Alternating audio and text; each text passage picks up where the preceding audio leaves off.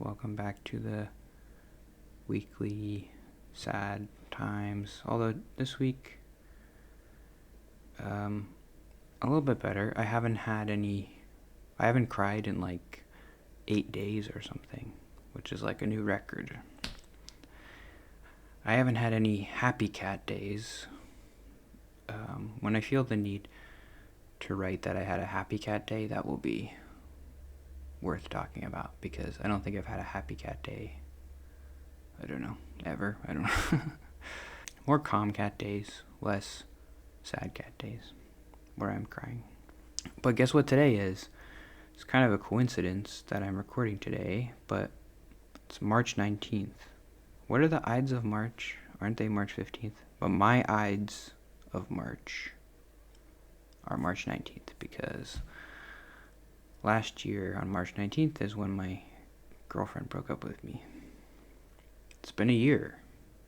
I don't know. When I want to play up how bad it was, I would say like she broke up with me by a text when I was at work on our 2-year anniversary. But really, I mean, it happened the night before. But also not really, and I don't know. I haven't talked about it too much, but it's a hard thing to do. I just always do this where I'm like, I understand there's no right way to do it, and like if you don't want to be with somebody and it just happens to be your 2-year anniversary, what are you gonna do? You gonna wait till tomorrow? I mean, I guess, yeah. You gotta wait until tomorrow. Yeah, the 2-year anniversary is a bad day to do it. But I guess we had plans like to go to dinner on our 2-year anniversary. So what is she gonna do? Go and be like thinking in the back of her head like, I want to break up with you, but I don't want to do it on our anniversary. But yeah, so it was March 18th. March 19th was our anniversary day when we met. And so March 19th, 2024 we met. And then 2023. And then March 19th, 2025 is when we broke up. Yeah, so I mean, just I'll just finish what I was saying. Just that it's hard to break up, and she did a bad job. She objectively did a bad job, but there's no right way to do it, and it's hard to do. So I wouldn't have done any better if I had to break up with somebody like that. But yeah, it's just frustrating because she was done, and she didn't know how to communicate like that, what she felt. She never told me why she broke up with me. I never really asked, but what am I supposed to do? I'm supposed to be like, why are you doing this? It's like when someone says, I'm done, then what are you supposed to do? If you try to push to be in a relationship with someone who says they're done, then you're like a creepy, crazy person. And I'm like, I'm not going to be the creepy, crazy person. Like, you say you're done. That's what happened. Like, it was that night. It was March 18th, and I came home, and I was like, something happened. We did therapy the day before, and it didn't go well. And the day after, I'm like, okay, I'm going to figure this out. I'm going to tell her exactly everything, like perfect communication and honesty. I wrote out all my thoughts. Basically, what I was trying to communicate is like, I love you. But to me, with the limited experience I have in relationships, I don't feel fully confident in getting married like so soon. And I told her like, this is what I need from you to feel ready. I need you to do therapy with me and explore like why I'm not ready. That should be pretty good. I mean, I said a lot more stuff, but obviously like I don't know. Saying that, she heard like, I don't love you, and I understand in a way. Like, someone says like, I don't know, they're not ready to get married, and she would say like, well, I'm willing to wait, and then I'd be like, okay, it's fine then, right? And then she's like, it's so cliche, like the guy isn't ready. And I know her side, and I understand it. And if we met again, I'm sure I would have done much better. And I had that thought before. I'm like, I'm gonna mess this up. This is my first relationship, and it's not gonna work, right? I'm gonna mess it up. Like, I just wish that she was the second person I met, and then it probably would have worked. Okay, that's enough of that. What part 2? the Ides of March are over, and now we are on to the high fives of March. Is that a thing? No. But I did the first thing since I've been depressed in November, where I was like actually physically depressed. I felt a weight. I'm starting to feel a little bit lighter. Like I don't feel that depressive weight and like crying every day like I was 2 weeks ago.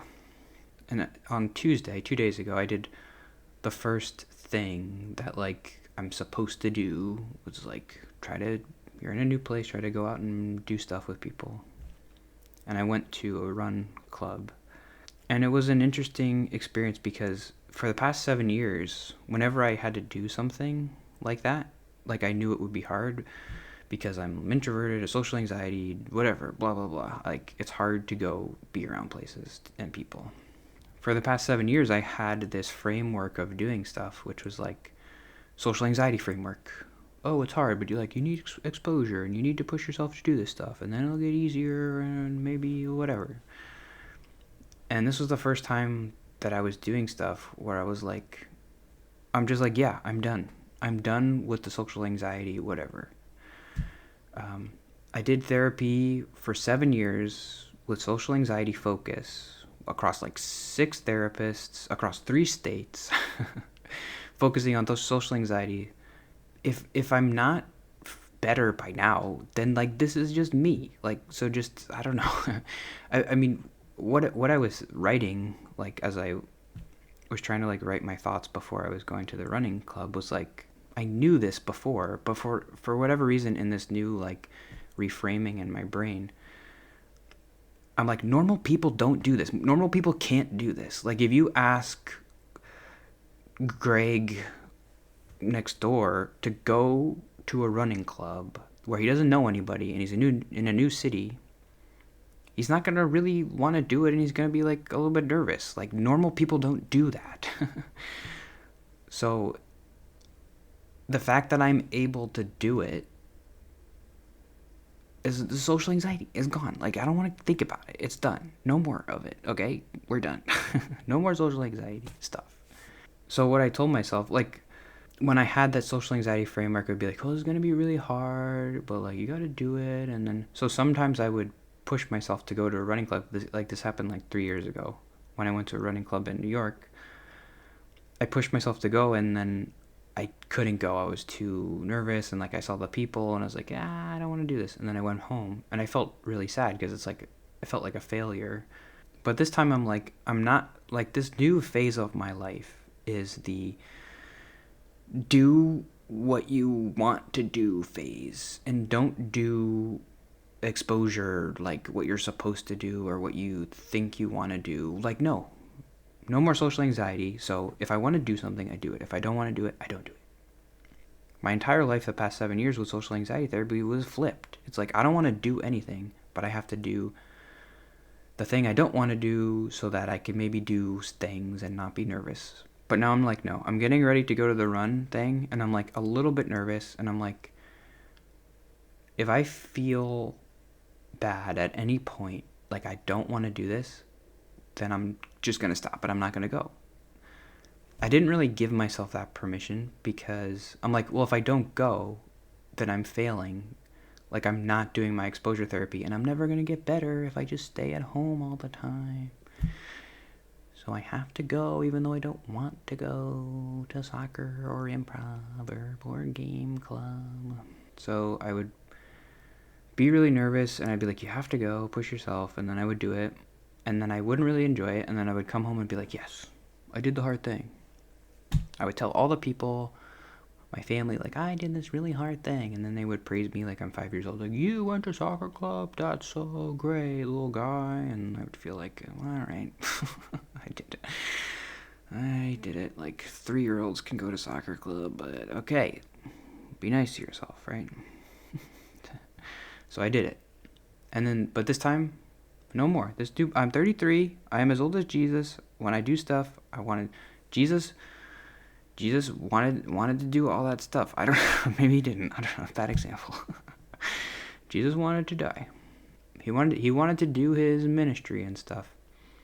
He wanted to do it. If he didn't want to do it, he wouldn't have done it. Right? I don't know.